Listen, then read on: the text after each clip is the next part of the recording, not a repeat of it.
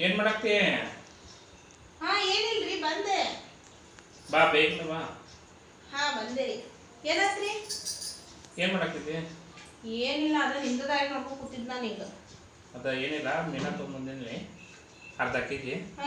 ಸಖತ್ತಾಗಿ ಸಾರು ಮಾಡೋದ್ರದ್ದು. ಹೌದಾ, ಮೀನಾ ತಂದ್ರಿ? ಕೆಂಪು ಖಾರದ ಮಾಡ್ಲಿ ಹಸಿ ಖಾರದ ಮಾಡ್ಲಿ? ಹಸಿ ಖಾರದ ಮಾಡಮ್ಮ. ಹೌದಾ, ಸರಿ ಬಿಡ್ರಿ ಸೂಪರ್ ಮಾಡಮ್ಮ. ಹಾಯ್ ಫ್ರೆಂಡ್ಸ್, ನಾನು ಇವತ್ತು ಹಸಿ ಖಾರದ ಮೀನು ಸಾರು ಮಾಡ್ತಾ ಇದ್ದೀನಿ ಫ್ರೆಂಡ್ಸ್. ಅದಕ್ಕೋಸ್ಕರ ಇದು ಅರ್ಧ ಕೆಜಿ ಮೀನಿದೆ ಫ್ರೆಂಡ್ಸ್. ಇದನ್ನು ಚೆನ್ನಾಗಿ ತೊಳೆದ್ಬಿಟ್ಟು ಕಟ್ ಮಾಡಿ ಇಟ್ಕೊಂಡಿದ್ದೀನಿ ಫ್ರೆಂಡ್ಸ್. ಇವಾಗ ಮಸಾಲೆಗೆ ಏನೇನು ಬೇಕು ನೋಡೋಣ ಬನ್ನಿ ಫ್ರೆಂಡ್ಸ್. ನಾನು ಕೊತ್ತಂಬರಿ ಸೊಪ್ಪನ್ನು ಚೆನ್ನಾಗಿ ತೊಳೆದು ಕಟ್ ಮಾಡಿ ಇಟ್ಕೊಂಡಿದ್ದೀನಿ. 20 ಹಸಿ ಮೆಣಸಿನ್ಕಾಯಿ ತೊಗೊಂಡಿದ್ದೀನಿ ಫ್ರೆಂಡ್ಸ್. 2 ಎಸಳು ಬೆಳ್ಳುಳ್ಳಿ, ಇದು 2 ಉಳ್ಳಾಗಡ್ಡಿ ಫ್ರೆಂಡ್ಸ್. ಈ ಥರ ಉದ್ದುದಾಗಿ ಕಟ್ ಮಾಡಿ ಇಟ್ಕೊಂಡಿದ್ದೀನಿ.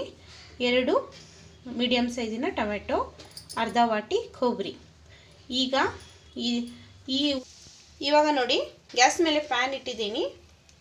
ಇವಾಗ ಅದು ಸ್ವಲ್ಪ ಕಾದ ನಂತರ ಅದಕ್ಕೆ ಒಂದು ಸ್ಪೂನ್ ಎಣ್ಣೆಯನ್ನು ಹಾಕ್ತಾ ಇದ್ದೀನಿ ಫ್ರೆಂಡ್ಸ್. ಇಲ್ಲಿ ಕಟ್ ಮಾಡಿ ಇಟ್ಕೊಂಡಿರುವಂಥ ಆನಿಯನನ್ನು ಅದಕ್ಕೆ ಹಾಕಬೇಕು ಫ್ರೆಂಡ್ಸ್. ಇವಾಗ ನೋಡಿ ಆನಿಯನ್ ಹಾಕಿದ್ದೀನಿ ಫ್ರೆಂಡ್ಸ್. ಅದಕ್ಕೆ ಒಂದು ಸ್ಪೂನ್ ಜೀರಿಗೆಯನ್ನು ಹಾಕಿ ಚೆನ್ನಾಗಿ ಫ್ರೈ ಮಾಡಬೇಕು. ನೋಡಿ ಫ್ರೆಂಡ್ಸ್, ಫ್ರೈ ಮಾಡಬೇಕು. ಇದು ಪೂರ ಕೆಂಪಾಗಬೇಕು ಫ್ರೆಂಡ್ಸ್, ಆ ಥರ ಫ್ರೈ ಮಾಡಬೇಕು. ನಾನು ಅದಕ್ಕೆ ಸಾರಿಗೆ ಹುಣಸೆಹಣ್ಣು ಹುಳಿನೂ ಇಟ್ಟಿದ್ದೀನಿ ಫ್ರೆಂಡ್ಸ್. ಯಾಕಂದರೆ ನಾನು 2 ಟೊಮಾಟೊ ತೊಗೊಂಡಿರೋದ್ರಿಂದ ಸ್ವಲ್ಪ ಹುಳಿ ಚೆನ್ನಾಗಾಗಲಿ ಅಂತ ಇದು ಹುಣಸೆಹಣ್ಣು ನೆನೆ ಹಾಕಿದ್ದೀನಿ ಫ್ರೆಂಡ್ಸ್. ನೋಡಿ ಫ್ರೆಂಡ್ಸ್, ಇವಾಗ ಈ ಥರ ಸ್ವಲ್ಪ ಕೆಂಪಾಗ್ತಾ ಇದೆ. ಅದಕ್ಕೇ ನಾನು ಇಟ್ಟಿರುವ ಕೊಬ್ಬರಿಯನ್ನು ಸೇರಿಸ್ತೀನಿ ಫ್ರೆಂಡ್ಸ್. ಅದನ್ನು ಕೊಬ್ಬರಿ ಎಲ್ಲ ಹಾಕಿಬಿಟ್ಟು ಚೆನ್ನಾಗಿ ಫ್ರೈ ಮಾಡಬೇಕು ಫ್ರೆಂಡ್ಸ್.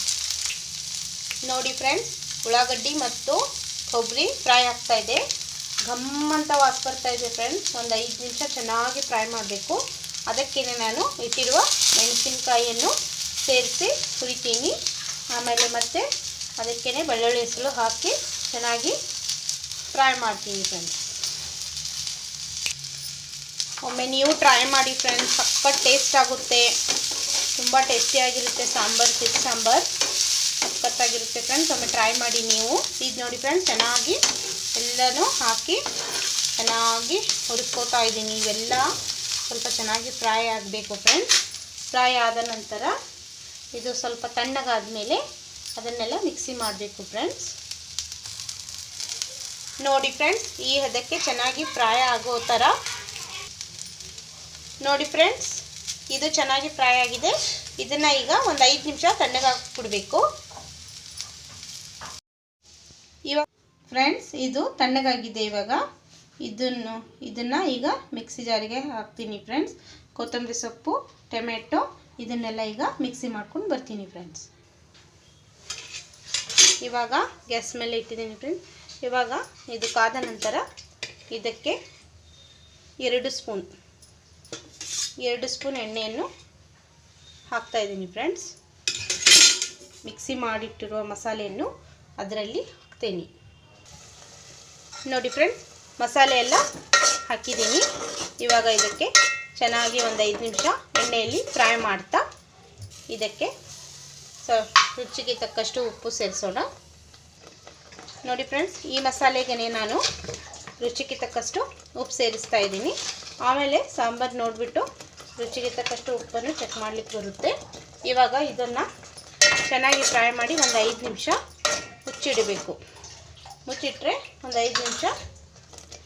ಇವಾಗ ಫ್ರೆಂಡ್ಸ್, ಮಸಾಲೆ ಚೆನ್ನಾಗಿ ಎಣ್ಣೆಗೆ ಫ್ರೈ ಆಗಿದೆ.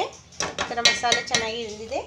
ಇವಾಗ ಮಿಕ್ಸಿ ಜಾರಲ್ಲಿ ತೊಗೊಂಡಿದ್ವಲ್ಲ, ನಮಗೆ ಎಷ್ಟು ಬೇಕಷ್ಟು ನೀರು ಅದಕ್ಕೆ ಸೇರಿಸೋಣ ಫ್ರೆಂಡ್ಸ್.